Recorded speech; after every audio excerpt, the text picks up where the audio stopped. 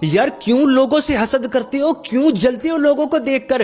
کئیوں سے نہیں دیکھی جاتی لوگوں کی مسکراہٹیں، ان کا خوش رہنا، ان کا آپس میں محبت سے رہنا۔ کتنے ایسے لوگ ہیں نمازیں پڑھنے والے ہوں گے، روزے رکھنے والے ہوں گے، لیکن وہ بھی حسد کی بیماری میں مبتلا ہیں۔ پھر جتنی مرضی عبادتیں کرو، جتنے مرضی سجدے کرو، یہ حسد کی بیماری عبادتیں ضائع کروا دیتی ہے۔ نبی پاک علیہ السلام کی حدیث کا مفہوم ہے، فرمایا کہ حسد سے بچو کہ حسد نیکیوں کو اس طرح کھا جاتی ہے کہ جس طرح آگ خشک لکڑی کو کھا جاتی ہے۔ کئیوں کی عادت ہوتی ہے، اوہ اس کے تو حالات بڑے خراب تھے، یہ اتنی اوپر کیسے آ گیا، اس کے پاس اتنا مال کہاں سے آ گیا، یہ اتنا مشہور کیسے ہو گیا۔ وہ اگر اللہ نے اسے اپنے فضل سے دے دی ہے تو پھر تمہیں کیا مسئلہ ہے؟ اللہ کی عطا پہ اعتراض کر رہے ہو کہ اسے ملا تو پھر کیوں ملا؟ اللہ نے اسے دیا تو آپ کو بھی دے گا۔ دعا کیا کرو، اے اللہ اسے عطا کیا مجھے بھی عطا کر۔ کسی نے بڑی پیاری بات کی کہ سڑیا نہ کرو، دعا کر دیا کرو۔